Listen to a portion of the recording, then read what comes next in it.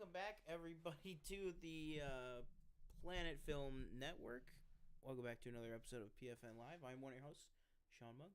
And I'm your other host, TJ Cornwell. And tonight, we're back to regular episodes. So, we'll be talking about Loki, episode 1 of season 2. Because we didn't get to a review. It came out last Thursday. We didn't get to a review that yet, so we will do that. We'll be talking about this new Variety article that came out about James Gunn and DC and all that other stuff. What we've been watching, of course, and is that it? I think that's it. And at the end, we're gonna look at some stuff that's coming out the rest of the year. Yeah, some shows, some movies, all that stuff. What's been up? Nothing. What have you been watching? What have I been watching? Big Bills game this weekend. Big Bills game. Tough loss. Let's not go back to England ever again. Are we going back next year? I hope not. Okay. Because that was terrible. We left with a loss and multiple serious injuries that will basically knock 2 of our best players out for the rest of the season, most likely. So that sucks.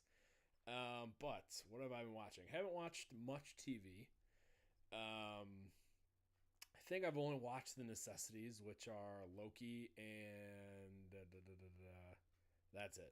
So just Loki. That's the only thing I've watched since last week. As well as Welcome to Wrexham season 2. Those episodes that come out every week. Mm-hmm. Still a good show. As far as movies go, only watched 2 so far. In the past few weeks. So first I watched finally. Been tracking this movie forever to try and watch it. Every time I go to watch it, it's not streaming. Every time I am not in the mood to watch it, it's streaming. So I feel like every time I'm lost, where it's like, oh, it's streaming, but then it's like gone, whatever. Yeah. That is All the President's Men. Finally, I went to the library. They didn't have it at my library, so I said, you know what? I'm going to request it from a different one. And did they send it to yours? Oh, yeah. There's, I don't know how many, there's a lot of libraries in this system. I don't know if you knew that. If I can cut in for a second, and then I want to keep on this, totally separate from when you told me that. Yeah. And I know you told me that you were getting movies from the library a little while ago, too. My friend at work has also been getting Blu-rays out of the library. And I told him like a week or 2 ago, I was like, yeah, I gotta get on that. Mm-hmm. And then you said that to me. And that day I was like, all right, this is 2 people now. Yeah. And that day I re-signed up. They said, you have an account from 2006. And I said, oh, great. And so they're sending me my new card. I will be very much joining that system. Yeah. It's a big system. Nice to have. I have only found... And it's just kind of like some like foreign movies that I was looking for. Mm-hmm. Those are like the only things that I've found though that aren't in like circulation somewhere. Yeah. So do they go up to 4K or just Blu-ray? They don't have any 4K from what I can tell. Okay. They have Blu-ray. Have a good amount of Criterion though. Yeah, they do. I was like, oh my god. They don't have as much like Blu-ray as I would like. Yeah. But they still have like a really, a decent amount. Yeah. I would say actually where they are lacking. Because they have a lot of shows and stuff that I'll never watch, but they're cool to have, and a lot of documentaries too. But they're lacking kind of like the animated or anime. Okay. Yeah. For me, so I would like to see more of those, but that also just might be they're not where I'm at. Like they might be like in all the other libraries around the area. But yeah, finally got to All the President's Men. I've just been in this big like kind of political thriller type mood lately, I guess. I don't know what it is. Like I also have the Parallax View as well on DVD that I'm meaning to watch that I still haven't watched yet. But All the President's Men, fantastic movie. I think one of my new favorites actually. Yeah. You wouldn't think watching it that it would. It's not like it's not really riveting. It's not like a lot of obviously action or anything, but the way the kind of tension builds up, and I just love watching. Robert Redford and Dustin Hoffman, just kind of figure things out. There's like a phenomenon on that called competency porn in film. Okay, yeah. And I have realized that like that is easily my favorite I don't even know if you would say genre, just my favorite type of film, like Moneyball, Spotlight, All the President's exactly Men. like that. It's just it's just going to the movie. I mean, movies at their core are like escapism, but it's like going to a movie. Zodiac is another one that they don't catch him at the end. Spoiler alert. He's still out there, but you know, it's just like going to a movie and watching these people like just nail their job. Like seeing their passion and seeing how good they are at it. Like there's something about that just like makes us as like the film goer just like feel like, or like yes. a Dark Waters, like something like yes, that. anything with Mark Ruffalo, anything with Mark Ruffalo, and it literally like, or Michael Keaton, like The Founder is that same way where you're like, man, this guy's a piece of shit, but man, is he making a lot of money with these McDonald's stores? I think we lost. What? I think we lost visual. Oh. I don't know. Maybe they can still hear us. Hello. I don't know if you can hear us, but so yeah, very good movie. Yeah, I'm just so happy that I finally got to watch it. And I listened to the phone guy. Oh. Well, I think we'll get that. How is it not charging? I have no idea. Is it? I mean, obviously it's plugged in. Yeah. But yeah. So we did that, and then after talking about it for such a long time as well, another movie Danielle and I watched last night was X. Oh, really? Yeah. Finally watched X. Didn't really know, like, I didn't know a whole lot going into it. I remember watching the trailer. When did the movie come out? I think 2 years ago. Yeah. 1 or 2 years ago. And it was the end of 2022. Yeah, so watched that. It was good. I gave it, I think, 4 stars out of 5. It was good. It was really creepy. I thought they did a good job of building like tension. Just like one part off the top of my head is when Mia Goth is like in the lake, and then the alligator is like, she's like slowly swimming to the back to the dock, but the alligator is also like slowly like following her. Yeah. And even though like it's like, you know, like she'll be fine, right? But in the back of your head, it's like, well, what if, you know, what if she doesn't get out? And then obviously that kind of comes back later. Just a very creepy, unsettling kind of movie. And then I did notice, because obviously the next movie, Pearl, is like the prequel. Mm-hmm. And I noticed like kind of, and I'm sure a bunch of people noticed maybe, because actually I don't even know, was Pearl like did people know that was a movie before it came out, or before it was announced that they were doing like a prequel type thing before X came out? Yeah. No. Oh, I don't think. I think people knew that they had like done another one, but I don't think people knew that it was, you know, is that plugged in, going to actually come up. That must be, I guess, if it's coming up. Yeah. Let me check. Hold on.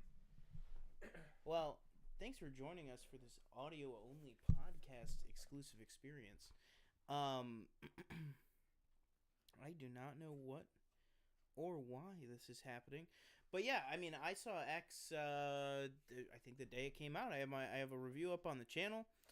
I think it's great. At least it's on. Yeah, are you guys able to hear us as well? Hopefully you are. Ooh, it is very quiet.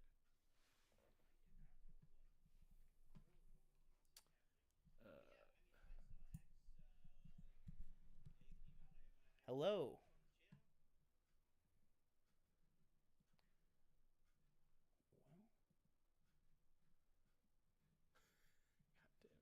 Well, okay.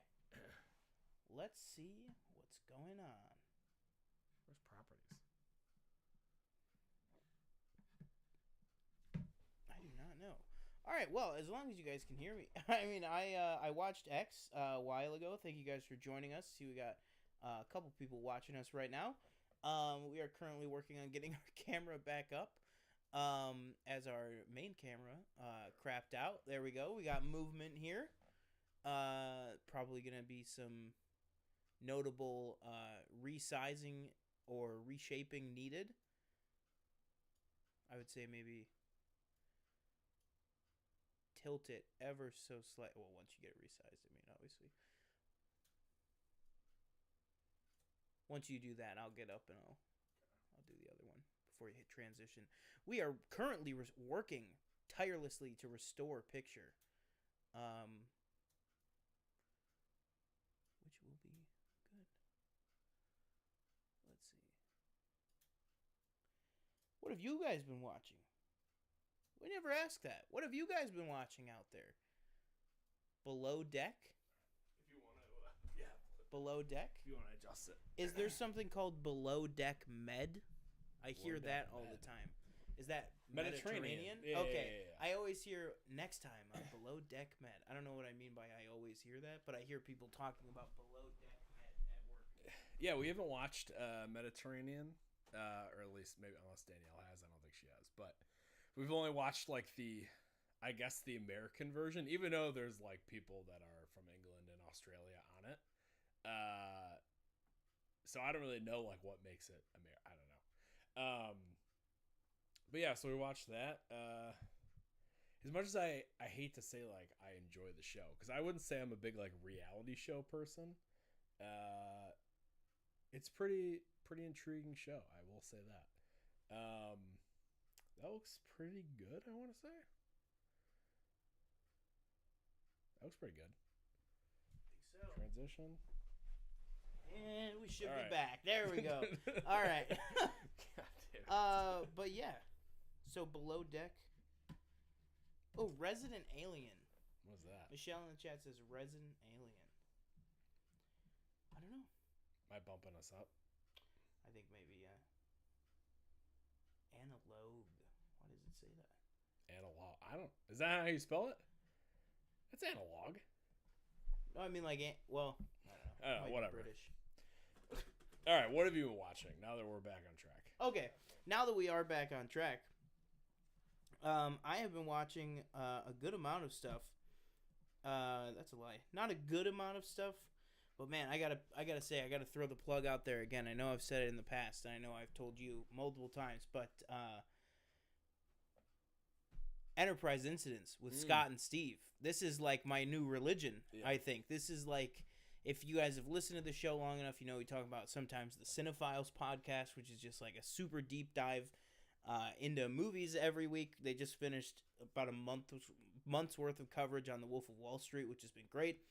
That same guy who puts that much care and attention into that has this Star Trek podcast with his co-host Scott Mance, who's a big movie reviewer in the space and everything, and in LA too.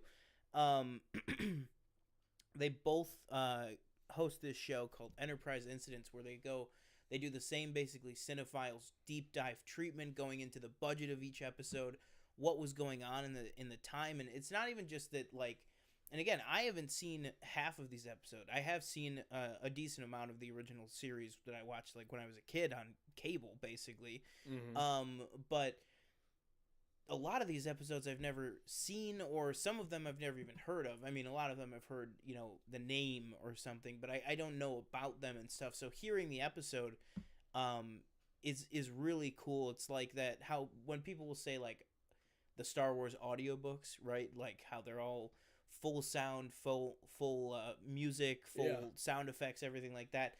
Same thing with this other show, the Cinephiles. You know, he edits in the sound clips and the sound and the audio from the actual episode within there talking about it. It's kind of hard to describe because it's just so seamless how he always edits all of his shows. But it really makes you feel like you are seeing the episode. Like I feel like I'm 23 episodes into this podcast, so that's whatever 46 hours into this podcast at this point, and there's a lot still to go. But I feel like I've been watching all of these with them as I've been listening to it. And to me, honestly, I think the coolest part of the podcast is the first 20 or so minutes where they do a deep dive into how much did the episode cost, what was going on in the week that they filmed it in 1966 or whatever. That's so interesting because they're going in production order, not release order. So they started with pitching it to Paramount. They started with then The Cage, which was the original pilot. Then they went on to the next one that they filmed, and they're going in that order. So it's like sometimes they'll be like this is episode 21, and this was the 21st episode to be filmed, but it was the 15th to air because there were 6 others in front of it that had visual effects that meant they took way longer. So they shot this one and like immediately put it out. Mm-hmm. So it's like, it's so interesting just to hear about the 60s themselves, but also how kind of the television studio system worked back then. Right. There's so much to dig into in that podcast. So that's really honestly what's been taking up most of my time. But within that, I have been able to see a lot of stuff that I've been really happy to see. Like you, a movie that has escaped me for a long time is Paul Schrader's Mishima, A Life in 4 Parts, which I know we talked about off camera a little bit last week. Finally watched that.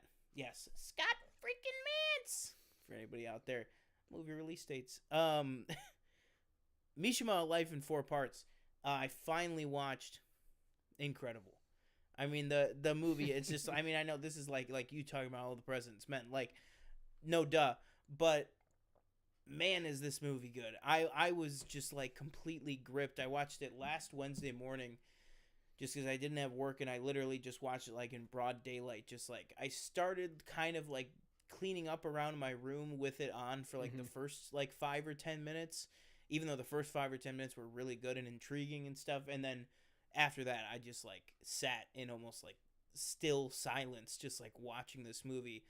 And I have, I don't know, everything within that. When was the last time you saw it? Or like, it was, I think I watched, like, 2 years ago. Oh, okay, yeah. It's been a while. But just, like, everything in it, like, is so good in the way that it's obviously non-linear. It's got the chapters. It's got different, actors. It's almost like an anthology piece at times too, just because of the way that they do it.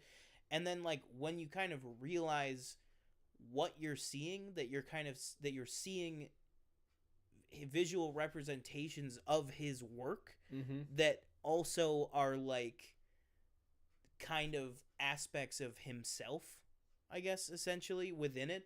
And then kind of how it all builds up to the final part of the movie, which is actual Mishima. Right. It's just incredible. And then, again, I got to also shout out, in addition to Paul Schrader, Philip Glass, who did the score. The score for that movie is one of the best scores I've literally ever heard in my life. In the week since I've watched it, I've listened to the song Runaway Horses, which is like 8.5 minutes long, like on repeat. Yeah. But it is so good and so like just like special and incredible. I was blown away by the movie. And then I have this week, if all goes well, I'm going to be watching, have you heard of Ran? Ran, yeah.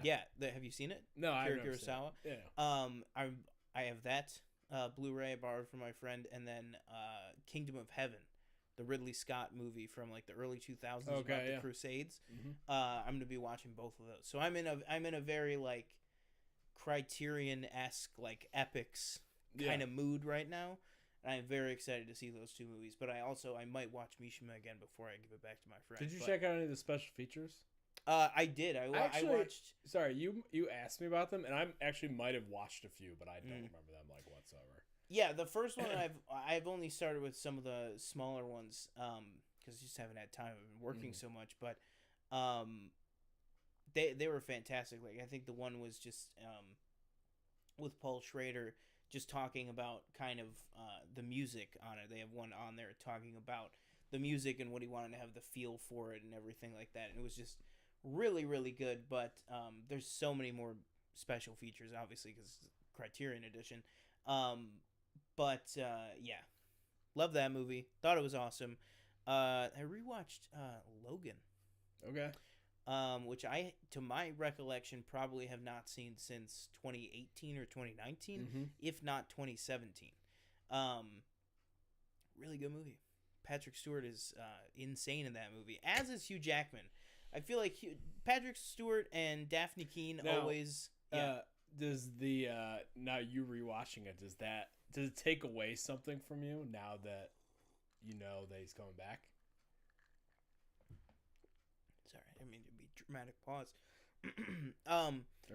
Take something away from you. Sorry, yeah. I was thinking about that. Are we saying like spoilers for Logan? I've still never seen Loki. What?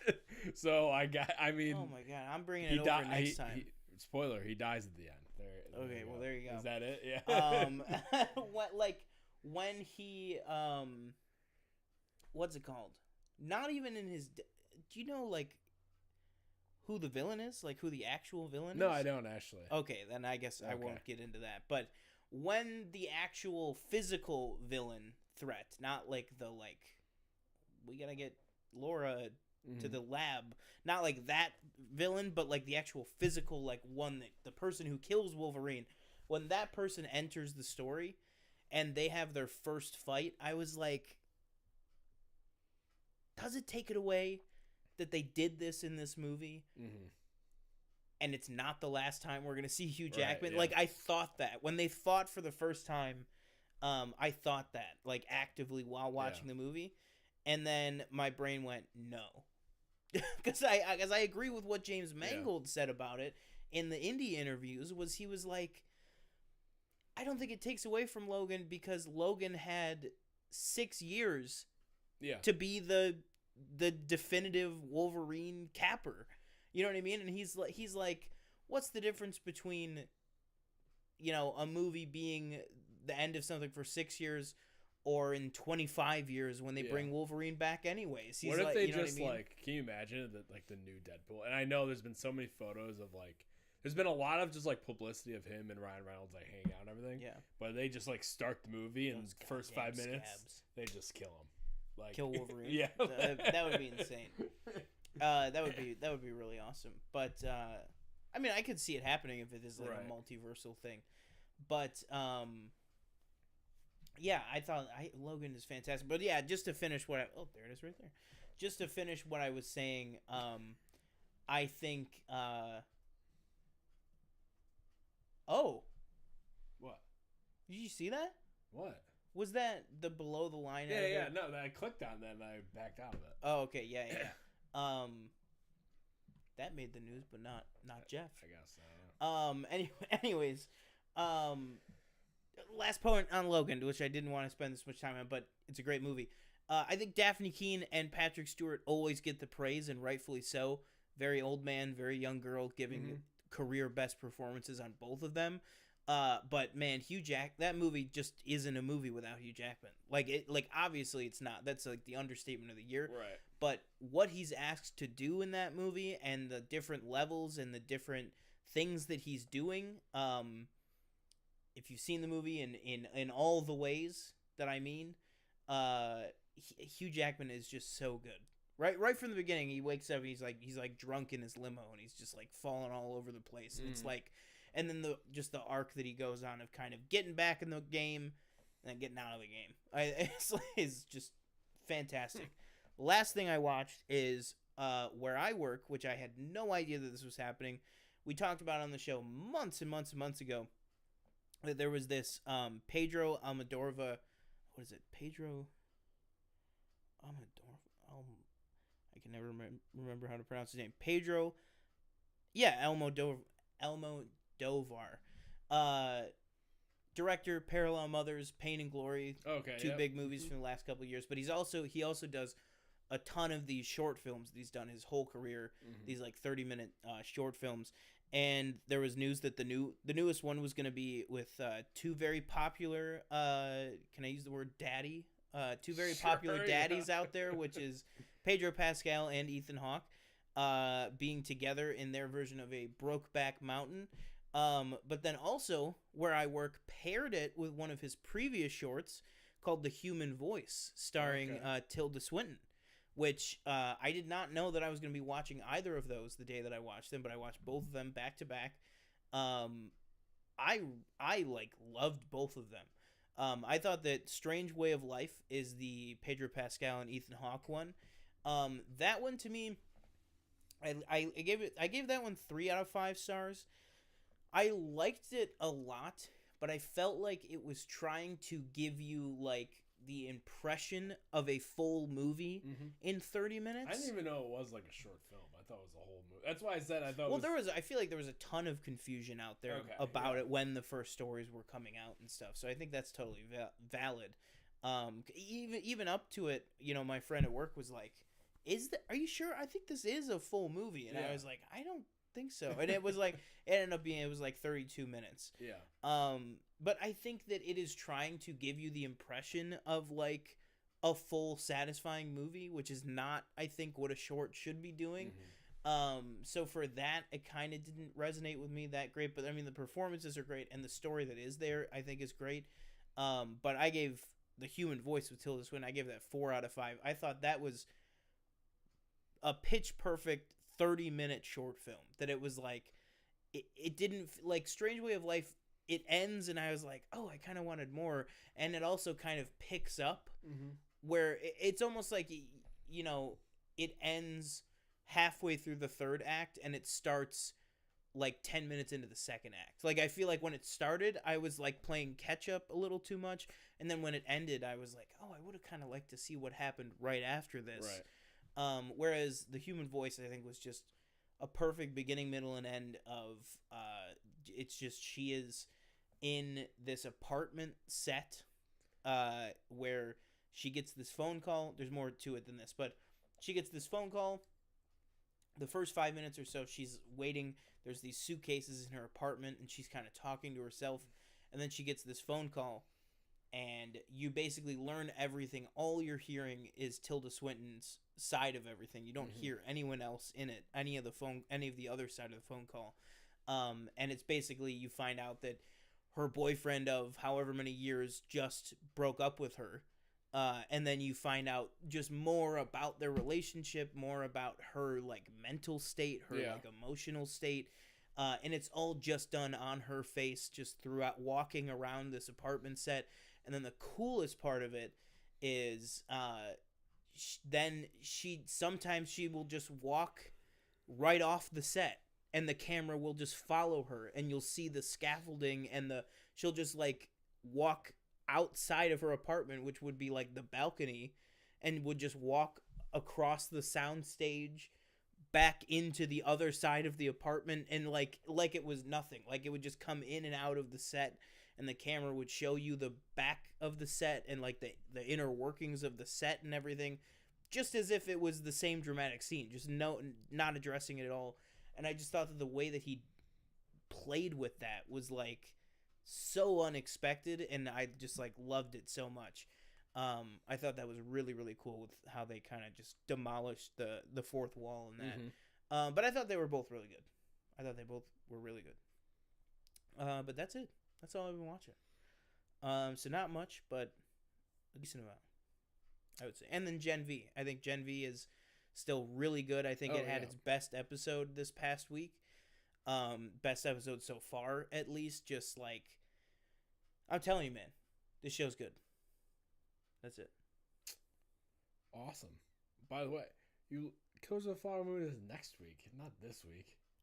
Well, it's this upcoming 19th. Well, that's what I mean. I'm so like, I've got so much Taylor Swift on the brain. That's what it was. Yeah. I'm ready for it to be over already. But yeah, we're definitely seeing Killers of the Flower Moon. All right. What do you want to talk about next? Some of this DC. Yeah, let's do that, and then we'll get into Loki after. The waters are getting choppy. Yeah. Do you want to talk about? I don't know if have you skimmed this article? I mean, yeah, I've skimmed it for sure. I mean, basically, long story short, within this Variety article, it's not said explicitly in there that it's not a direct quote from James Gunn, but basically, now that the writer's strike is over, a lot of I always forget. Oh, Jeff Snyder, the great Jeff Snyder. Shout out, support him if you can. He's going through. He also has an article that probably mentions his predicament on Variety right now. But he calls it a notebook dump. Okay. And he said a lot of people are going to have a notebook dump once these strikes are over. And so that's what people are saying that most likely this is that. Okay. Can you go up to the byline? Is it like Justin Kroll or somebody? Who's this?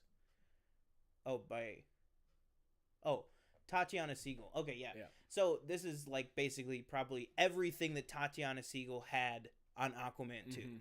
It just put it all in one article, essentially. So it's mainly talking about all the tumultuous crap and turmoil that's been going on. I mean, from the outside, it's not hard to see that something has been going on with this movie, considering they started filming it in 2019. Right. And there have been, I think, 5 rounds of reshoots at this point. Jason Momoa has appeared as Aquaman in multiple films since beginning filming this movie. Even Tamora Morrison has been in other movies since beginning to film this movie. I just clearly, and all the Amber Heard stuff, all the Johnny Depp stuff, all of that.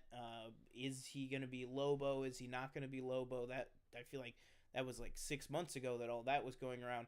Basically, this is bringing it all together to just essentially confirm everything that's already been out there already, which is that Amber Heard and Jason Momoa were not getting along, that there were big issues, and the main thing here is basically stating for a fact, because you wouldn't write this in Variety if they couldn't back it up, that none of the stars of 2017 or 2021's Justice League will be coming back. So that's Ben Affleck, Henry Cavill, Gal Gadot, Ray Fisher, Ezra Miller, and Jason Momoa will not be reprising their roles past the first of next year. So that once Aquaman 2 comes out, that's it.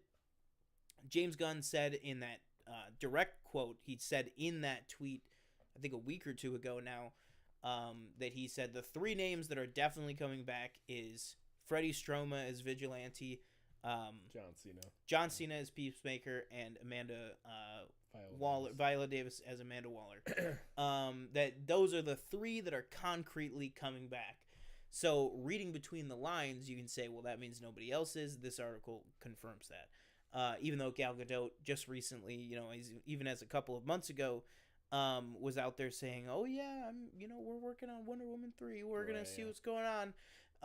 And we got for every single one of these people, we got the doors open. And we've said since the beginning, doesn't mean that James is going to let you walk through it, but the door's open. You can wave. So basically, there's a lot of stuff going on. A lot of weird stuff with also there's the possibility in here. I couldn't believe that this would be too much of a serious situation. Because this article also says that Jason Momoa reportedly was showing up multiple times to set drunk. That's what this article is saying. Jason Momoa is a close personal friend of mine.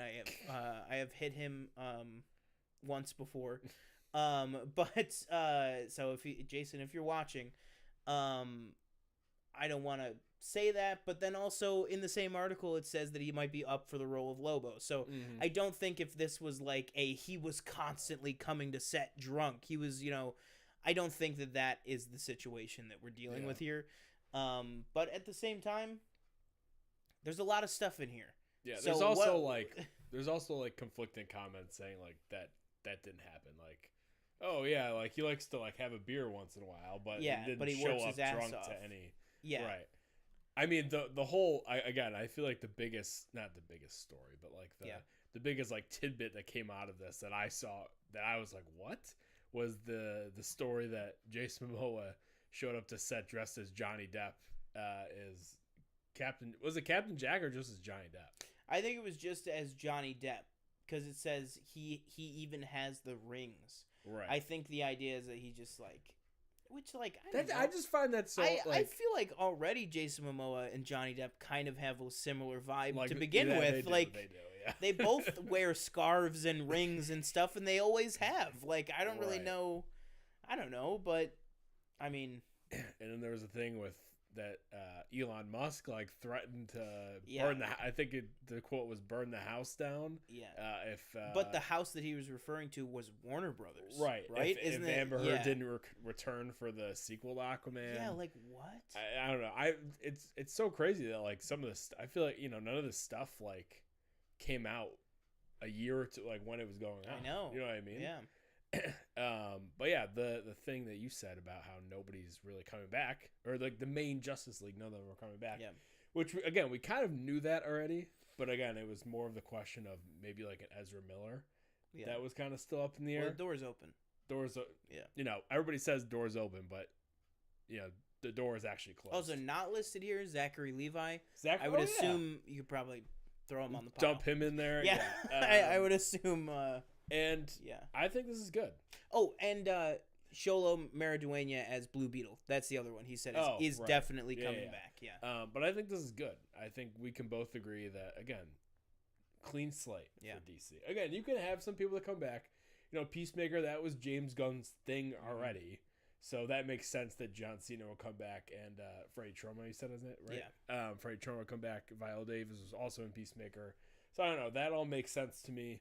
I'm just not shocked that none of these characters are coming back in their how they were in the Snyderverse. I mean, like, some of these guys okay, first one on the list, Ben Affleck, announced to the world that he was done with Batman 7 years ago. Yeah. To the world's credit, he then showed up in 4 more movies as Batman, but he has admitted it's because he kind of, everybody knows what was going on with Ben Affleck back then, and he got better, and he's totally chilled out now, and he's... Do you think... now, obviously, we all know how much people were pumping up The Flash when it was about to come out, right? And, I feel like before The Flash came out, everybody was kind of non-committal to, whether Ezra Miller would be back or anything. Yeah. Do you think the box office kind of put the nail in the coffin? I think absolutely. Okay, I think the nail was already in there. I think he was already in the coffin. The box office was the dirt. Yeah, okay. And unlike 2016's Batman v Superman: Dawn of Justice Ultimate Edition, I don't think the dirt's gonna rise anytime soon. I don't think the dirt's gonna rise. What do you think about like a Margot Robbie or an Idris Elba? Some of these other James Gunn people that are from his movie, that are alive, character-wise, that are alive and out there. Like, do we see an Idris Elba show back up? Do we see Ratcatcher show back up? Do we, is it because I think we talked about before? I think it makes the people that are like, it either needs to be everyone comes back or no one comes back. Has either never read a comic book, never seen a multiverse story. Here's my other thing. Or again, those actors, they were in good movies. Yeah. They were in a good movie. Yeah. Like, I'm sorry, The Flash, not a good movie. No. Justice League, not a good movie. Aquaman, never seen it. From all accounts, I feel like people say, even though it made $1 billion. Yeah. Not a great movie. It only made $1 billion because of the octopus. What about the? It was drumming. That? Oh, it was like Little Mermaid, kind of like. Yeah. No, literally. Oh, literally. Yeah. Okay. Yeah. So those are kind of like no brainers. And Julie Andrews played a giant kraken that was the queen of the ocean. Is that a joke? No, that's not a joke. Oh, Julie Andrews plays a 300-foot kraken in that movie. Okay. Yeah. So it's not really a shock. Wonder Woman 80, Wonder Woman 1, good. 84, not so much. Not so much. So it's not really a shock, and I feel like we've probably talked to this to death. Hello, Darren. How's it going? Welcome. We've talked about this to death. Darren, will Margot Robbie as Harley Quinn be in future projects? That they're not coming back. Mm-hmm. And you know what? First Suicide Squad and Mulligan. I will give them that. They came back, redid it. It was great. Movie. So I don't. Yeah, this all makes sense to me. Again, if you're upset about this, you can go back to however many movies they made already and rewatch those. And also, like, by the end of it, Ben Affleck was Batman for like a decade. Yeah. Sure, he didn't get to be in 12 projects like Robert Downey Jr. did. That's a matter to take up with the studio. But the guy got cast in 2023, and last time I checked, the last time we saw Ben Affleck as Batman, he got cast in 2013. And the last time we saw him was in 2023. So it's like, these guys have been these characters for a very, very long time. And I feel like that is not, it's not their fault that they want to move on. You know what I mean? And I just think it's time. I think overall, it's time. I think, you know, if Chris Evans can move on from playing Captain America, I think that Ben Affleck is within his right to move on. And if Kevin Feige went to Mark Ruffalo and said, hey, I think we have a great way to wrap up the Hulk story, and we're gonna, you know, or even not. It's just like, hey, we don't think we're gonna use the Hulk, so you're gonna go live with your son on Sakaar, and we're not gonna use you anymore. Mm-hmm. He's running the company. Right. It's his choice. Like, that's the other thing, is I don't understand these people that are like, well, we gotta tell them to stop James Gunn from doing this. James Gunn is running the company. Stop him from doing what? Stop him from doing what? I don't understand that, too. It's like, do people not want good content? James Gunn has a pretty good proven track record, in my opinion, that he can produce good content. I would say so. So even if everything he makes is not for you, you have to look at his bona fides. I mean, look at his, you know, take it for what it's worth, but look at his Rotten Tomatoes. Look at his box office. You know, did Guardians of the Galaxy 3 make $1 billion? No, but it made $900 million. All three of them did. You know what I mean? Like, that's plus Scooby-Doo. People are always saying for the longest time, you know, oh man, if DC needs their Kevin Feige, well, you got it. Exactly. So be happy. Yeah. How many times have you heard that? What DC really needs is a strong figurehead. Yeah. Well, there you go. Like, I don't know, but again, Darren says, I'd say yes, but it would be very messy. Absolutely. I agree with that comment. For that comment, you get to subscribe to the channel. So hit the subscribe button. No, but I agree. I think it can be messy, but I think if you just kind of flow with it, and we've talked about before that Peacemaker's kind of that Deadpool vein of the DC, at least the live action DC stuff, where, you know, you could just have Peacemaker show up and maybe he remembers season 1 and everybody else is like, dude, what are you talking? Like, John Economos can be like, what are you talking about? Get out of here. Stop messing with me. And he's like, no, I'm serious. We fought. There was butterflies and Myrn. You were dead. Like, you could just bring Myrn back, you know, because I don't know. But I think you could have fun with it and it could end up making sense. But you just got to let at least one project come out of this guy's new universe before you just start going like, and I hate all the articles that are like, is James Gunn's universe too confusing? It hasn't started yet. We don't know. This is like tweets and press releases that people are just like speculating on. It's the speculation that's confusing. Something that I didn't find confusing, but I'm excited to find out your thoughts, as well as Darren and Danielle and Michelle and everybody watching. What did you think about Loki Season 2, Episode 1, Ouroboros? And what did you think of the man himself, Ouroboros?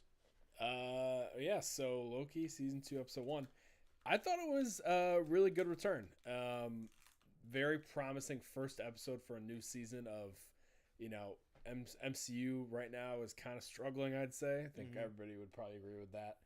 We need a real big pick-me-up, I think, after Secret Invasion. And so far, I think Loki has gotten that.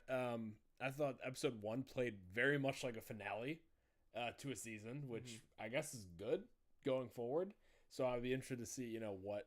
Well, the director said that thing where he said the whole show was conceived up as 12 episodes. Right. So he was like, Season 2 is not going to be a cliffhanger. We're going to an end point, which made me very happy that I was like, cool. It's kind of like what I thought with Ahsoka, where it's like, sure, the finale of Ahsoka is like, but wait. But then it's like, imagine if Season 2 could just hit that finish line. I think that we're going to see the same thing with Loki here. But yeah, really enjoyed it. A little too grainy for me. They like kind of times the grain by like 10. So it was just a tad too grain. Again, this is such like a big nitpick, but just while I was watching it, I was like, I get what they're going for, but I'm like, I don't know. It's not really worked for me. Did a great job making Kang menacing. Not that he wasn't menacing in Ant-Man. But it just... He was menacing in Ant-Man, but the dialogue about him was just like Janet being like, you don't want to do that. You don't want to know about this guy. Whereas this is like, you get a great performer like Tom Hiddleston to give that monologue where he's just like, it's him. It's him, and he's here. Much like and he's Mark Ruffalo, like coming through. Like with the Thanos thing. Like exactly. Like even like the reveal with he takes the stick and the whole that was really cool. A lot of the effects I thought looked great. I thought him this getting episode split looked between fantastic. two that looked again very painful. But maybe it's not. I don't know. That whole I'd say full spoilers for episode 1 of season 2 of Loki. Yeah. So Danielle, if you're watching, tune out now because I know I watched it without you, so I apologize. Okay, tune out now. And this isn't a spoiler, but like when they're in the elevator and they're like talking, and Owen Wilson's like, "That looks painful," and Tom Wilson's like, "Well, it's not very painful," and he's like, "What do you think?" And the guy in the corner's like, yeah. I loved Owen Wilson's performance when he first asked him that, where he's like comes back and he's like, "How does it look?" And he goes, "Oh, it looks all right." And he goes, "How does it feel?" And he goes, "Oh, it's not that bad." And he just goes, "Really?" Because it looks really bad. Like, his face is so funny. Ki-Hu Kwan, great addition, I think, to the cast. Fits right in. Like, loved him. Yeah. I loved the kind of play of like Loki's he's going between past and present, and then like as when he's in the past, he's talking to Ki-Hu Kwan's character, and then Ki-Hu Kwan in the present is like, "Oh yeah, I remember that conversation because I'm really having it like right now with Loki and the like the whole thing." I thought that was all great. But yeah, I thought it was a really strong start. Excited to see where the show goes from here. And hopefully, this gets the MCU train rolling again. Yeah, I mean, my first of all, I put up a quick review Thursday night about Loki. I really, or no, what is it? Is it Thursday nights or Wednesday nights? Okay. Yeah, Thursday night. I put up a quick thing. I loved it. I just think, again, Ki-Hu Kwan as Ouroboros or as OB. I thought he was fantastic. I thought he just slid right into the TVA, feeling like a character that's already existing. A couple of the new people. What's her name? Lysa Arryn from Game of Thrones. Mm-hmm. Her in there as I think one of the judges, or General Dox. Kate Dickie in there as General Dox. Liz Carr as Judge Gamble, I thought was really, really cool and really interesting. And then if you go over for a second to the left, this guy Rafael Casal as Hunter X5. But in the trailer, I don't know how well you remember the trailer. In the trailer, it seems like we are going to meet one of his variants. Or maybe his main variant or something. I'm not really sure, obviously, how it all fits together. But he was an interesting presence in this that clearly, right when he showed up, you were like, okay, why are we highlighting this guy so much? Yes. And then it's like, okay, obviously he's going to have a much bigger role to play because we really highlighted him a lot in this first episode. I thought having Eugene Cordero back as Casey in the opening was a nice little thing, just having that character from season 1 back. And then Hunter B-52, right? Isn't it? Go back again. Oh yeah. Yeah, B-15. I thought she was fantastic. Her whole speech to them about why they need to stop pruning the timeline and everything like that, I thought was fantastic. And then again, like you said, just the set design, the look of this show, things to me, I think, kind of like Ahsoka. Again, I think things to me are looking a little more like blue screen stuff than like volume stuff. Not that I have a problem. I was saying you're taking that as like a nitpick. I wouldn't say a nitpick, but I think I'm saying that looks better to me. But I'm just saying I'm not saying that I don't like the volume, and I'm sure there was shots I'm sure that were the volume. I doubt for one shot, I doubt that they had Sylvie standing in actual Oklahoma. Right. I'm assuming that was some sort of a digital shot. Mm-hmm. But that being said, in the big what do they call it? The temporal loom, or the quantum loom thing that he has to go out and walk up to in the big suit. Another thing about this episode, I feel like this 90% of the trailer was just this episode. Which I thought was fantastic. We really have no idea where anything's going. Pretty much everything except for all the stuff from Ant-Man where they're in like the 1800s. Right. Like literally just that. Post-credit, yeah. Yeah, which maybe that's even the next episode. Mm-hmm. So I mean, I feel like we're gonna get a lot of. I feel like we're gonna waste away all of our trailer footage pretty quick in this season, which is always good. But when that little place or that big place, sorry, when he goes out and he's in the big suit and you see all the branching timelines and everything's getting sucked into the machine and stuff. I thought all that looked like really good. Insanely good, like movie quality good, like so good. I was thoroughly impressed the first time I watched the episode because I just don't have the time to always watch everything perfectly. I had my headphones in and I watched it on my iPad. Mm-hmm. And then again, to speak to the popularity of this show, like my roommate does not watch everything, but she was like, when I told her that Loki's already out, she was like, oh my God, we got to watch that. And so I watched it again on my TV, and I think they said that this episode was the second biggest premiere for a single episode on Disney Plus history. It was, it was I think the Mando season 1 or season 2 finale, and then this premiere are the two highest watched episodes. I mean, Loki is regarded, I feel like, by, I'd say maybe the majority, not the whole majority is probably the best. Yeah, I mean, MCU show. The way that I look at it is like if Twitter can agree that it's either 2 or 3, and then the numbers are that it's 1. I think if you polled all of the world, I think people think this is the best one. Because it's the most watched show, and it's the trailer I think had like 85 million views or something. Like, it's something about Tom Hiddleston and Loki that just like people love. Like, people just love this guy, and it's hard to nail a character like that. It's even harder to nail a character like that in concert with another character that they can play off of. It's even harder to do that twice. I also feel like they've done a good I don't know if they've like kind of reinvented him, but I feel like they kind of took him in a different direction. Obviously, 100%. When this is the Loki that we get before everything else. Yeah. So, but I feel like they did a really good job. This is still Avengers 1 Loki. Right. Yeah. But I feel like they did a good job of taking like that character in a different direction than what he had already gone through. Yeah. And made him not way more interesting, but just way more likable, I guess. Yeah, and because I really think I just rewatched the other day the first like 10 minutes of Infinity War, which is the only part of that movie that he's in. But just Tom Hiddleston owns the first 10 minutes of that movie. Like, the first 10 minutes of Infinity War are entirely on Loki's shoulders, and he just like nails it. Like the whole fake out and the like, we have a Hulk. As the callback to the first Avengers is like so good. And you're right, that is the most heroic we've ever seen Loki, and this Loki is even more heroic. Like they got him there.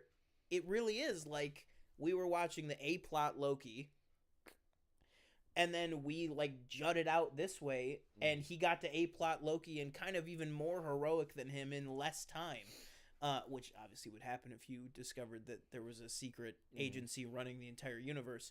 But I just love all the dynamics. Like you said, it just really felt like a strong return, a strong comeback for this show for sure. But and then also Justin Benson and Aaron Moorhead coming in to be the directors on here, replacing I think it was Kate Herron, I want to say, who directed all of the first season, and they worked on Moon Knight as well. I thought that the directing felt good. I didn't think it was off at all, and I got worried because I had seen some reviews and some people that you and I trust, and it's not a matter of trust. It's just some people that I usually really agree Respect their with. Opinions, and usually really identify with their opinions, saying that they didn't feel like it was a very strong return, and I was so happy to be not proven, but I was just so happy that I enjoyed it as much as I did. One thing I think maybe, I don't know, again, not like a nitpick, I did find myself maybe at the beginning just being a little like, because they're really just throwing you back into where you were. Oh, absolutely. And I was. Did you skip the recap? No, I watched the recap. But even like with the recap, I was a little like, okay, wait, where are we? Like, what happened? A year and a half ago when the first season came out? 2.5 years. 2.5 years ago. Yeah, 2.5 when the first season came out. So I could, I could see that, but I feel like by maybe halfway in or by we get to like OB meeting OB, I was kind of like back in. And I feel like too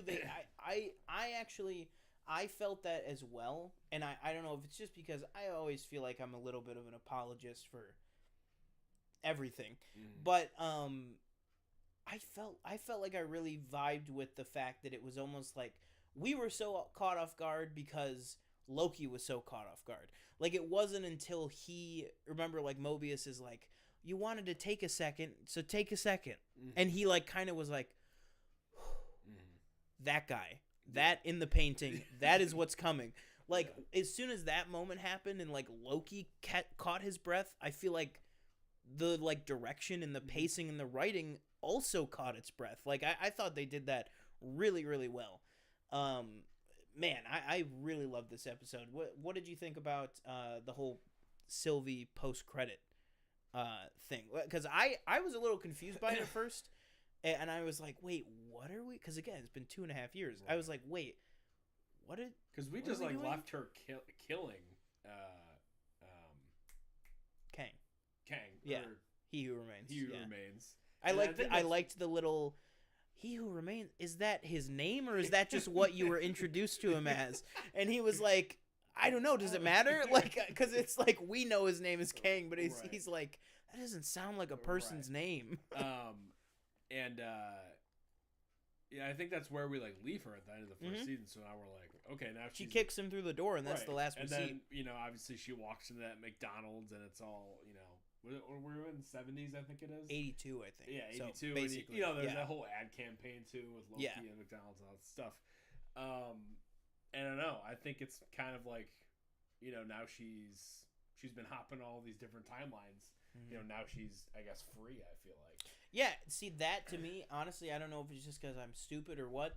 that was totally lost on me. Okay. I was like, obviously, going into the season that something is happening with Sylvie and a McDonald's. I mean, I think not everybody much in the world knows that. Like, no, not at all. It's very like, because she just pops out of the portal and it says Oklahoma, 1982, just same place in Oklahoma. Because I was like, oh, are they doing this? Because in the comics, when Asgard gets destroyed in Ragnarok, they don't resettle in Norway for New Asgard. They put New Asgard in Oklahoma. Oh, okay. In that town. In the comics, New Asgard is in that town in Oklahoma. Okay. I was like just about to explain to the audience what Ragnarok is, and then I remembered that was like 5 movies ago, and they already did New Asgard. Sometimes I forget how much has happened in the MCU, but she goes to the McDonald's, and she was like looking around, and then she goes, I'm going to try everything. And I was like, okay. And then when I watched it the second time, I don't know why, but the second time, everything came back to me that I was like, oh yeah, she like got abducted as a child. Right. Like, she's never lived a life ever. So like, that's why. I just felt so stupid. I was like, oh yeah, she's like never had freedom before. So she's like finally just going to, like you said, enjoy it. Which I thought was great. As soon as I like locked into that, I was like, awesome. I'm really excited. Now, one thing that we haven't talked about, what do we think is going on with because he's time time skipping? He time skips into the past and then back to the present, but then there's that one part where he goes to the future. Yeah. What do we think's going on there? And he's looking. What, are you talking about when he gets pruned? Yeah, and he's looking for the time stick to prune himself. He goes around this corner. It gets very eerie and weird. The phone starts ringing. He walks over to the phone. The elevator next to it opens, and it's Sylvie with a totally different haircut standing there. And she goes, "Oh, there you are." And then he gets pruned by somebody from behind. What the fuck's going on? Something I did see. I think Roka said on his like review that. I think what he said was maybe this is going to be a scene that we're just going to get like little bits of. That's what I thought. That's what I thought too. And then at the end, we'll get like the full what happened. But yeah, right there, I was actually like really thrown off because he sees her pop out of the elevator, and I think she's like, "Oh, there you are," or something like that. Yeah. And then he like gets pruned, and I'm like, "What is that?" Same. Yeah. Yeah. I think it's gonna be one of those things where I think maybe it was like a peek into like the finale or something. Maybe not all the way to the finale, but I think obviously we're going to catch back up with those events. Right. Because I believe that's the same one where you see on the screen, instead of all the branches, it has like the loom on it, so it's all the branches going into the solid line again. So it doesn't seem like it was that far into the future, but it did seem enough into the future. But man, I don't know, dude. I really liked that episode. I thought it was fantastic. Now, hopefully, again, I feel like I have the utmost confidence in this show. Hopefully Loki stays the course. We had this Secret Invasion, really strong first episode. Yeah. And it just went all the way downhill from there. So hopefully they're able to build on episode 1 and continue a strong series. And then after this is the Marvels, right? Yeah. Which is in later during November. This. Is it during? It's November 10th. Okay. Yeah. Actually, did you have the episode list up there? Yeah. See, because it might be right after it, actually. November, yeah. So. Oh, it's literally okay. So it's the same day. Yeah. Same day. So it comes. So the finale of Loki is literally the same. Oh, wait, but Marvels is like 90 minutes. Yeah. So you watch Marvels at 7, go home and watch Loki. There you go. Okay, I figured it out.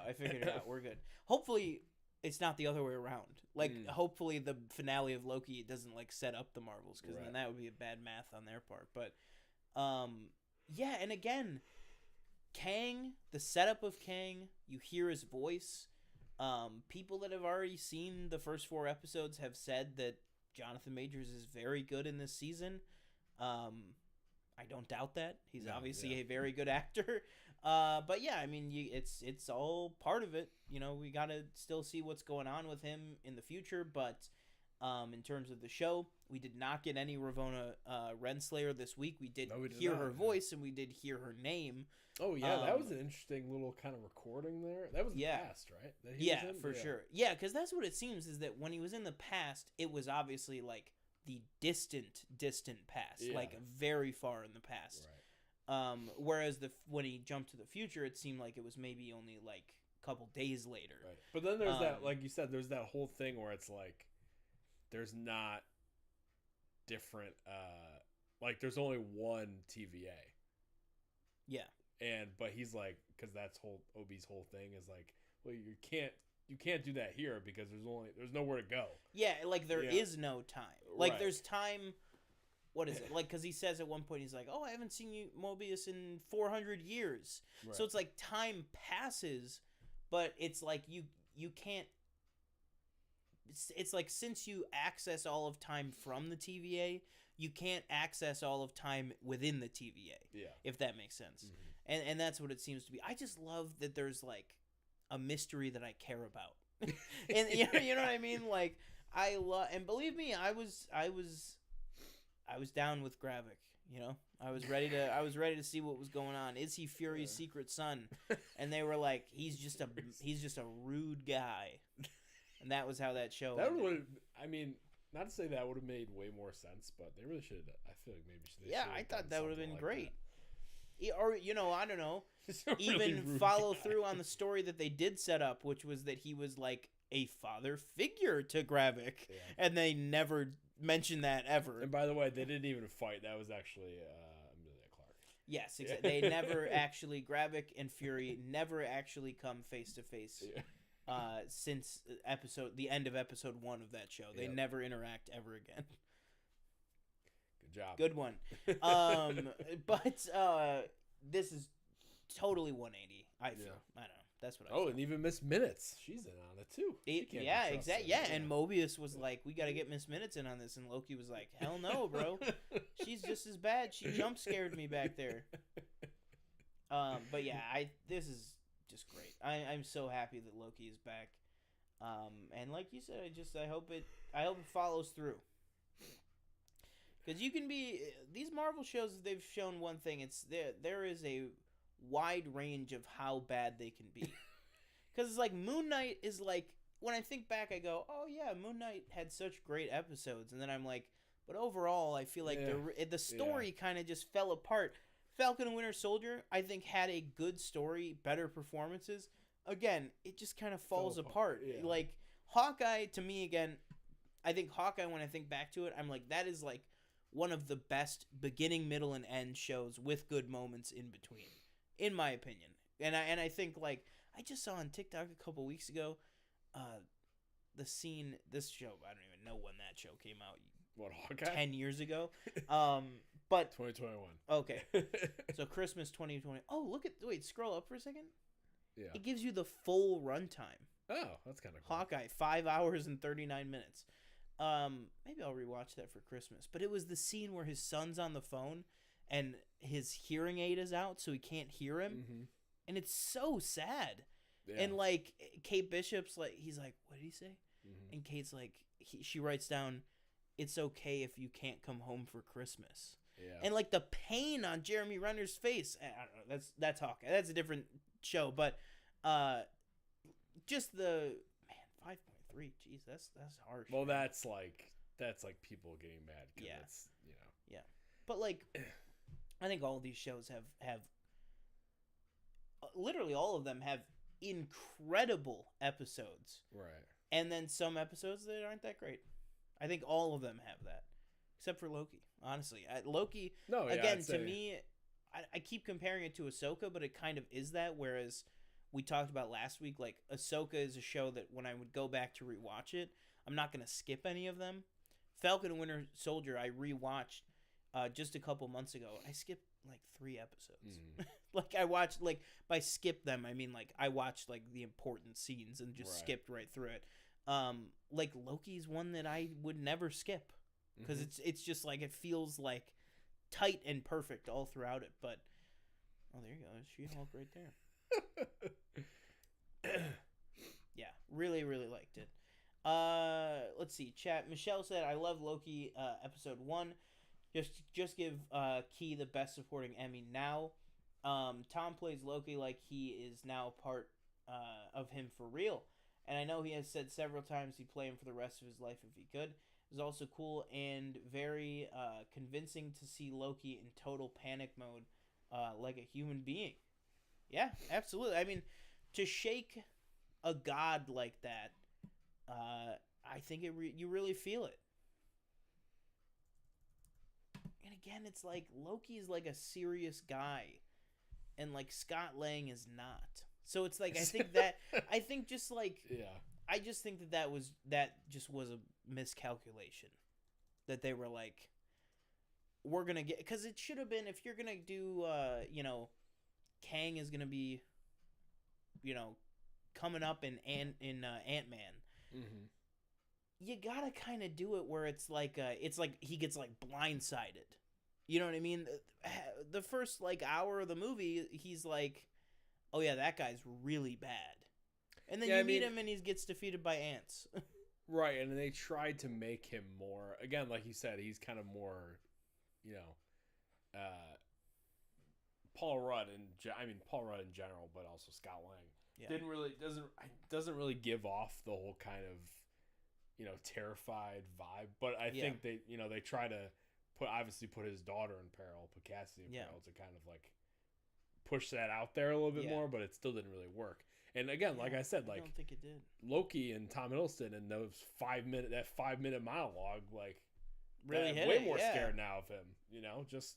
And then even after that monologue, like where he's like, where they're talking about his name, and he's like, Mobius says like, oh, I wouldn't want to meet him, and he's like, yeah, imagine 1 million of him.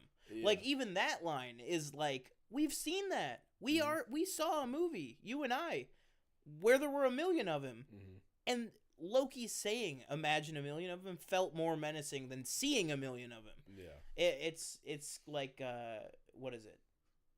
It's the opposite of show don't tell. It's like, all right, enough Loki talk. Enough Loki. But I mean, again, I'm just happy that we have this much to talk about. Whoa, you better go back up there for a second, buddy. We're not talking about we're not skipping the biggest motion picture event of the year. Go to the 13th. October? Mm-hmm. Are you going to see the Taylor Swift Eras Tour? I'm not, but Danielle is. Oh, really? Yes. See, I feel like I'm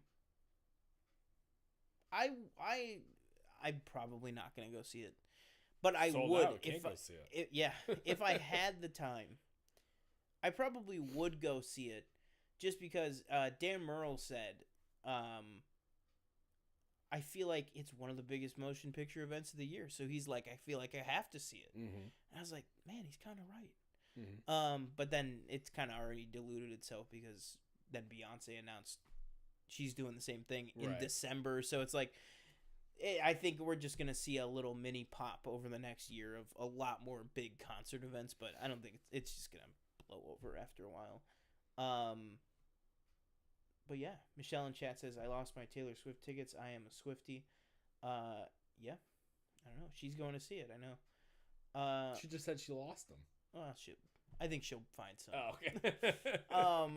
But yeah, scroll down. So for the rest of the show, we're just going to go through probably, another 10, 15 minutes here. Just go through the release calendar, some of the stuff that's left coming out this year, and just kind of give a little yay or nay.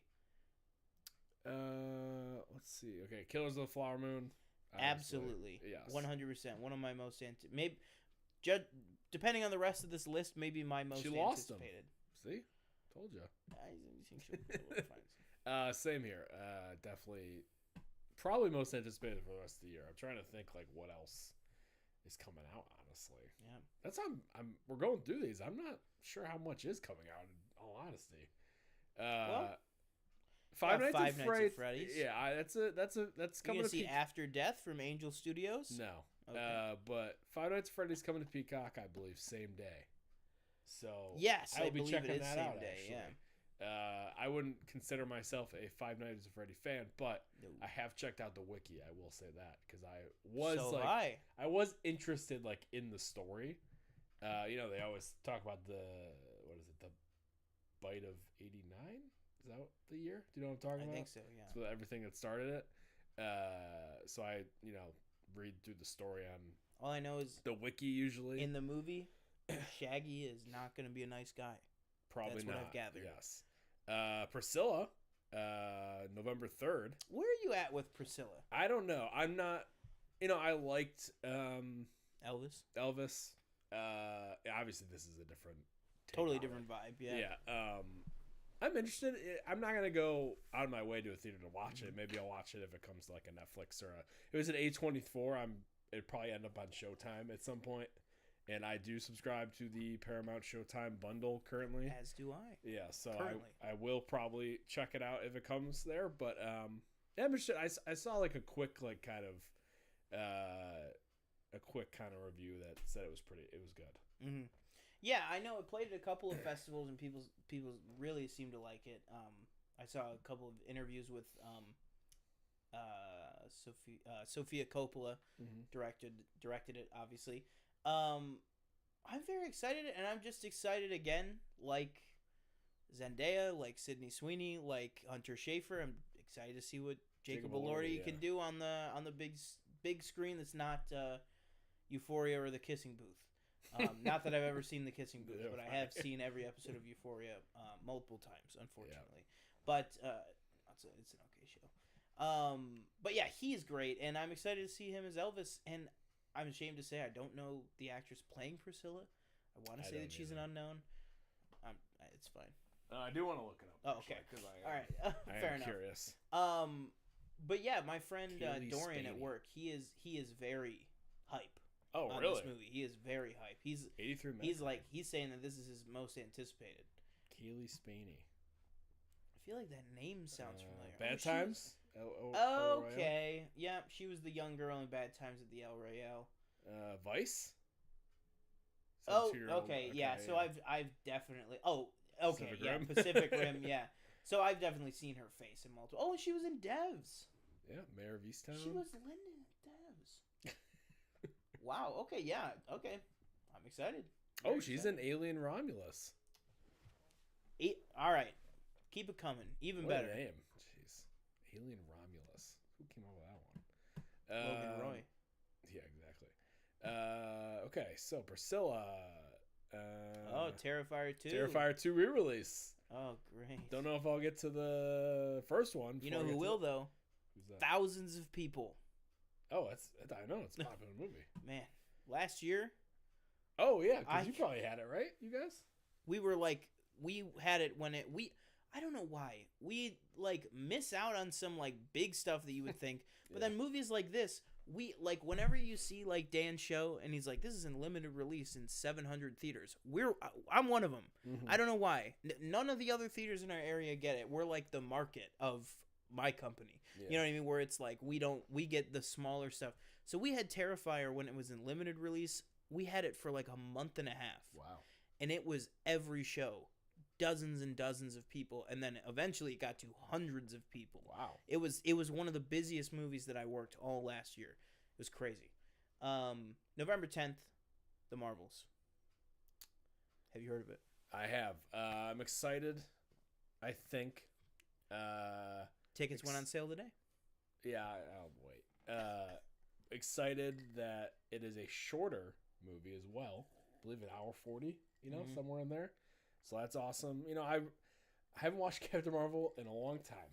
I know people really I feel like you liked it or you absolutely hated it.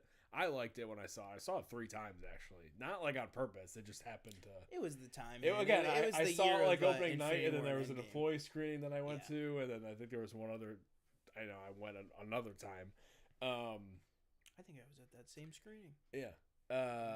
So I am looking forward to it, and hopefully, Loki really sticks the landing season 2, and we launch right into the Marvels again. The villain, meh. Yeah, from the trailer seems meh to me. Which, by the way, Zoe Ashton, do you know who she's married to? No, I don't. Tom Hiddleston. Oh, okay. It's Loki's wife in real life. All right. But yeah, I'm looking forward to the Marvels. Man, imagine the day in that household. His season finale and her movie premiere on the same day in the same franchise. I would say I'm excited for the Marvels. I'm really excited to see Iman Vellani again. After I just, last time I haven't seen her since we, hung out at Fan Expo. No, just kidding. She was there, but no, I'm really excited to see her again off of Miss Marvel. I think that's another one. Weirdly didn't come up in any of the recommended when we were just looking at all the Disney Plus shows. Because I was like, are we missing one? I was like, oh yeah, Miss Marvel. Yeah, Miss Marvel. Miss Marvel I thought was great. And I'm excited to see Monica again. And I'm excited to see Brie Larson as Captain Marvel again. I just don't. I think she was failed by bad writing and bad direction in the first movie. And then I feel like it just never kind of recovered from there. Right. And then obviously they just sent her somewhere else in Endgame, so it didn't. Yeah, and it's like I feel like even though she's been around now for honestly it hasn't been that long. It's only been 4 or 5 years, but actually on screen 4 years. She's been around for 4 years as this character. I feel like she still has not had her chance to really shine, and I don't know what that's caused, or I don't know why what has caused that, but. Hopefully she gets to really. Especially now, there's probably somebody more powerful than her. Yeah, exactly. Emilia Clarke's character. Yeah, exactly. God, that looks so bad. Like Drax's arm. Hunger Games: Ballad of Songbirds and Snakes. This is a big one for me. I've been hyped on this one since I read that book. Very excited again. So you read this one? Oh yeah. Okay. I'm a big Hunger Games guy. Oh yeah. I read it as soon as it came out on Audible. It's really good. It's very, very good. It's one of those things that the book is so good though, but ironically the franchise that kind of took it off and started the trend after Harry Potter did it first, splitting the finale.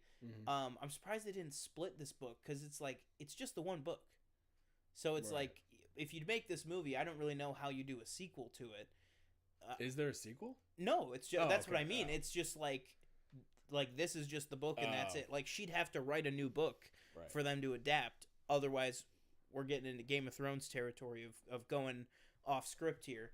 That being said, though, I think Tom Blythe, I wasn't sure on his look when he was first announced as the cast, but you get that little golden wig on him. I think he's looking the part.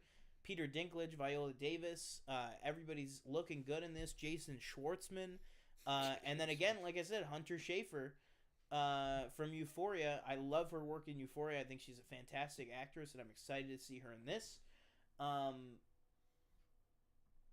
Rachel Zegler. And Peter Dinklage. Yep. Yeah, I'd say I'm. And I love the aesthetic. Yeah, I'm like mildly excited. I don't know. I liked Hunger Games. I liked watching them. Danielle likes them probably way more than I do. Mm-hmm. But I'm interested to see. This is a prequel, right? Obviously. Yeah. So I am interested to see what happened before we got to the first Hunger Games movie. So yeah, I don't know. I don't know. I also felt like this movie just kind of came out of nowhere. Is that just me? I feel like I had never heard anything about it, and then I was like, "Oh, here's a trailer." I was like, "Oh, okay." I didn't, Yeah. So hopefully it can kind of, get everybody that saw all those original ones in the theater and get them all back. Because how many years has it been? 5? No. That's it? No. 7? 7? Okay. I think it was 11, 12, 13, and 14. I think the last one was 2015. I think that was the last one. So it's been like 7 years. Yeah. Or no, 8 years almost. Yeah. It's been a long time. Definitely been a long time for sure. Next Trolls goal band together? No, next goal wins. Oh, that no. I still haven't watched a trailer for this. But I know, some people have said it was not great. I still think I'm going to check it out. I haven't been hearing great things about the quality of the movie, and I haven't really been hearing great things about people saying like what's in the movie. That apparently it's I don't know, but apparently it's some interesting stuff. Some interesting stuff about some of the real life people involved, I guess. Oh, okay. But yeah. Yeah, I'm definitely interested. It's soccer, movie related to soccer. I'm definitely gonna check it out. But yeah, I think it was like Taika is just kind of he's gone more and more Taika. It seems like with each movie, and it sounds like maybe this one is he hit the limit. Definitely. Thanksgiving. Any interest in that? Eli Roth? Absolutely not. No. Yeah, me neither. Will Borderlands ever come out? Probably not. I don't know what's going on with that movie. Yeah, no. I really just do not. Trolls Band Together, I gotta be honest, I'm excited. Really? Yeah, I'm excited. Not as excited as Whoa, wait, scroll up for a second. There was 5 wide releases. Holy crap. That's a lot. Oh, I guess Saltburn's limited and then expands the next week. But yeah, we got Saltburn on there too. That's Emerald Fennell's follow-up to Promising Young Woman, also starring Jacob Elordi, Barry Keoghan, bunch of people in that one. I'm excited for Saltburn. I have not watched the trailers. Rosamund Pike. I have not watched the trailers. I have seen the posters at work, obviously. But I'm just trying to kind of stay in the dark. I know it's in an interesting aspect ratio. Very artsy seeming movie. Carey Mulligan's in this as well. Richard E. Grant. Okay. I didn't know about half this cast. Very cool. I feel like I'm very far away from my microphone. Yeah, I'm super excited for Saltburn. But yeah. A lot of stuff coming out November 17th and then for sure. November 22nd, Napoleon. Oh my god, even more. Wide release. There's a lot. I would say I'm excited for Napoleon. I liked the trailer. I liked The Last Duel. As much as I possibly could. It's not a fun movie to watch, but I did enjoy it from when I went to the theater. Maybe this will be a bounce back for Ridley Scott. Maybe this will make a lot of money. I heard somebody say it's really it really depends on which Ridley Scott you're getting. And I think that's a really good point. If we're getting House of Gucci Ridley Scott, I'm a little worried. If we're getting The Last Duel Ridley Scott, I think we're going to be A-okay. I love Napoleon. I was a history major when I went to college. I just love that. I almost said that character. I don't love the person Napoleon. I just love that era of history and everything, and he's just got such an interesting story. So many he was a guy that wasn't like you see in the trailer. Like he's not a guy that was like, we're gonna build out and then we're gonna build out again. He was a guy that was like, let's take 2,000 people and let's go conquer the pyramids. And then he shot a cannonball into the pyramids. And I'll let the movie tell you how it worked out for him. But it was like he was so like, he kind of was like Mishima, honestly, in real life. He was very much like, I said, are you familiar with the literally me concept? No. Where it's like you watch a movie like Joker, you watch a movie and it's like, oh, that's literally me. Okay. Like that's the thing. But then, and I hope nobody's saying that's literally me. No, yeah, my friend, partly joking, but he was like, after Mishima, he's like, that's literally me. Like it's like he's like, I'm gonna overthrow the Japanese government. But I said, I don't think Mishima's a literally me movie. I said, I think it's a you're not that guy, pal. Like you're not that guy. I think Napoleon is gonna be a you're not that guy, pal. Yeah. Like, and I'm very excited to see them do that, and hopefully it goes all the way up to the end of him. But very, very excited. Next, same day, Wish. I would say as close to no interest as I can possibly I didn't even get. know this movie was a thing until what were we saying? What was the movie we just saw? Creator. When we were standing we were at a concession line, I go, what the hell is Wish? Oh, yeah. And you said it is what is it again? What's it based on? So it's the story about, I think the story itself is this girl and then this king who's played by Chris Pine. It's like this city or this kingdom where people wish on magic stars and they actually come true. Or it's like kind of an Encanto thing where I think it's maybe every person that's born gets like one wish in their life, but then the king is taking all the wishes and you got to do that. Yeah. But then what they say about it is, see, like Evan Peters is in this movie. I didn't even know that. Like, I don't know why Alan Tudyk? Yeah, like I don't know why how they're marketing that. It's so stupid. But anyways, but then the way that they pitched it was they said that this is a movie about the wishing star that every character in Disney movies wishes upon. So that when you wish upon a star is what this movie is about. Okay. I guess. So we're gonna get like I wonder if we're gonna get because the whole thing is it's a movie designed to celebrate the 100th anniversary of Disney. Got it. Yeah. I said if you were ever to make a crazy like nostalgia like IP mashup movie, that's what it sounds like. It would be a movie to celebrate the 100th anniversary of Disney. Yeah. And it's like instead it's like they're doing this, which is like I don't know, I feel like we've moved past this. Does that make sense? Like yes, you have to make original movies, but this is an original movie, but it just feels generic. Yeah. You know what I mean? Like, and they're like priding themselves that like, no, this is an original movie, but it just feels so generic to me. I don't know. I really just have no interest whatsoever. This is another one I absolutely don't. I don't even remember this being announced. Oh yeah. Was this like a D23 thing? Yeah, D23 2 years ago. 2 years ago. Yeah. Oh my lord. All right, what's next? I'm like. Okay. Some of these, Boy and the Heron. Absolutely gonna check that out. Definitely Studio Ghibli. Absolutely. I thought this was supposed to be Miyazaki's last movie. It was supposed to be, and then I saw something that was like he's working on his showed next back one. up to work. Yeah, no, that's literally what they said. Was they were like he told us that this was his last one, and then he showed up on Monday. Yeah, and it's like that's the whole thing too, right? That's it's hilarious. Like he like just doesn't. He always he doesn't do anything. Yeah, he's just like fuck you. I'm going to my office. I'll come out when the movie's done. So really excited for that. Renaissance film by Beyonce. Man, some of these dates are filled to December the brim. 1st. Yeah. You gonna see that one or no? I'm probably not gonna check out Renaissance, a film by Beyonce. Although, I do like Beyonce in film though. Austin Powers Gold member. Dreamgirls. Mm-hmm. That's about it.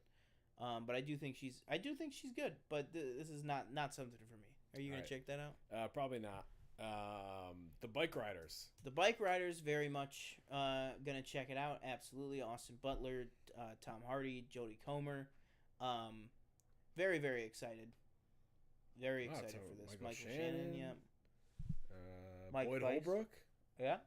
A lot of people in this. I'll check it out. I don't really know anything about it, honestly. Midwestern Motorcycle Club through the lives of its members. Interesting. Okay. Yeah. You know, I haven't even watched the trailer, so maybe I'll check that trailer out. Godzilla -1. Definitely checking that one out. Whoa. What? Skipped over Silent Night. What is Silent John Night? Woo's first American film in 20 years. Oh, jeez. Yeah, that's the one with Joel Kinnaman. Okay. Yeah, it looks good. This looks like... Okay, I'm sorry. This does not look like a movie I'm going to the theater to see. I think that's fair. I think that's very fair. Maybe I'll check it out on... Well, I see Silent Night, and I immediately think of... Violent Night. Violent Night. Yeah. Yeah. Oh, Kid Cudi. Yeah. Do you want me to tell you, like, the thing about this movie? Sure. Like the gimmick? Tell me the So, obviously, you can see in that image there. Scroll down for a second. Obviously, you can see in that image right there. Yeah. Something happened to his throat. You're right, yeah. So, apparently, once whatever happens to his throat happens, there's no dialogue in the whole rest of the movie. Okay. So, it's one of those action movies that it's just all action, okay. you know, whatever. So, that to me, at least, is intriguing enough to get me in. And I was never really a big Joel Kinnaman guy until The Suicide Squad redeemed the character of Rick Flag and then opened my eyes to Joel Kinnaman being good. And then when I watched Last Man Standing, or not Last Man Standing, that's the Tim Allen. What is it called? For All Mankind, the NASA show on Apple.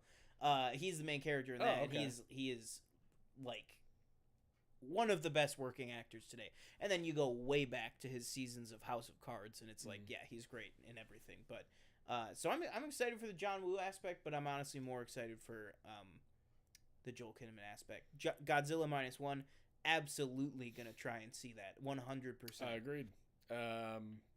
Trailer looked awesome. Definitely checking that out. Do you know?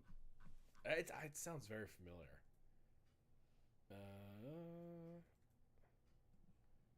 Thomason McKenzie. Oh yeah. Right. Yes. With somebody else in Shea Wiggum. It's Shea Wiggum, but I thought there was somebody else in this. Like somebody else that was big. I guess not. Definitely gonna check this out. I don't know if I'll go to a theater to watch it, but is there a trailer? I don't think there is. I don't think so. But I am intrigued. I do like Thomason McKenzie. I think she's a really good actress. All right. Magazine Dreams. Don't know if that's coming out. That's off the release. That's schedule. off. Oh yeah, okay. So that's not coming out. I am looking forward to that movie. But right now, not coming out December 8th. Poor Things. Looking forward to that. I believe it's the same director as Yorgos Lanthimos. Lobster, The Favorite. The Favorite. That's the only movie of his that I've seen is The Favorite. You haven't seen Killing of a Sacred Deer? No, that's one of the ones that shows up on Netflix that I scroll past usually. Yeah, I can't that's even a type really The good Favorite. But yeah, so I'll very check that excited. out. Yeah. December Wonka. 15th. Wonka. Not really excited. I don't know. I'm all right on it, honestly. Yeah. I wish that moved instead of Dune. Yeah. All right, the 20th. Aquaman Lost Kingdom, not excited. Yeah, we're whatsoever. I haven't even seen the So first what's one. what was the last good one? Scroll back up again. Probably Poor Things. Poor Things, yeah. Last good one, yeah. As a Wonka, I shouldn't say it. You shouldn't say that because it's being directed by the director of Two Paddington. Yeah, it's Paul King, so it's gonna be good. Aquaman. What? Nah, no. I don't know, man. Any of these? The Iron Claw. That's the one with Jeremy Allen White and Zac Efron. Okay. Where they're playing Harris Dickinson, where they're playing those I think wrestler brothers, like three famous wrestler brothers. And then I think that's it. Oh, Migration. That's like some stupid turkey animated Illumination movie. Okay. But then scroll down to the Christmas Day. We got The Boys in the Boat, which is George Clooney's movie that he's been working on for about 6 years. It's got Joel Edgerton, a bunch of like the Dunkirk boys, like those type. I forget that. Yeah, see, it's like Newt Scamander's brother, and and like it's a bunch of brunette British men, but it's like a huge passion project of his. There you go. From their Depression era beginnings to winning gold at the 1936 Berlin Olympics. Okay, it was a big year for Berlin. But yeah, Callum Turner is in it. Joel Edgerton. So looks good. And then next it's The Color Purple. New trailer came out today for that. Nah, I've never seen the original. The original is like fantastic, and I get that like Oprah and Steven Spielberg are like back on this one as like producers, but I'm like, I don't know. Yeah. The first trailer definitely didn't do it for me. Probably just gonna wait to see it on Max. Mm-hmm. And then a movie Ferrari. that I've been tracking. Speaking of Ferrari, if it's gonna get released, if it's not, finally got distribution with Neon coming out Christmas Day. Michael Mann's next movie. Heat 2. Boo. Official. I still here's what I'll say about Did Ferrari. You finish the book? I'll go do it. Okay. Ferrari. Excited to see Adam Driver again in a movie, leading a movie. Mm-hmm. Hopefully better than I didn't see 65. Is that what it was called? Oh no. With him and young Gamora and young Ahsoka. Right, didn't see that. But was good in Last Duel and did his best in the House of Gucci. So I'm excited for that. Heat 2. Michael Mann says that's the next movie he wants to do. Haven't finished the book. I can't get through the this section of Val Kilmer's character. I can't do it. I just find it really boring. You gotta get the audio. And I think it's his style of writing too, where he's very descriptive and everything. So it's almost like every other line of text is like a description. I'm like, just come on, like go. So right now I'm not very excited. Again, if this is going to be more, if it's going to be a different take on the book where it's more focused on Al Pacino's character, mm-hmm. Then I'm definitely in, because basically. So who would he be? Would he be young Vincent? I think it was young Vincent. So he would be De Niro. Yes, I believe so. Does it say it in here? Very interesting. Ask for the yes, myself with the Heat 2, which came out right when we were shooting. Okay. And talks play Neil McCauley. Yep, character played by Robert De Niro in the first movie. Okay. So Al Pacino wants Timothée Chalamet to play him. Did you see that? No, I didn't see that. Look at that. Al Pacino's idea for his successor in Heat 2, Timothée Chalamet. Ugh. Wow. Well, it's not going to be him, but yeah. Well, where do you see Timothée Chalamet in this image right here? You know who would be good? Because might be, I don't know, makeup can do anything. I don't think Adam Driver looks anything like Robert De Niro. No. So if you're throwing that out, give me Adam Driver, give me Paul Dano. Paul Dano as Al Pacino? As Vincent? Well, because you can play him like before the cocaine.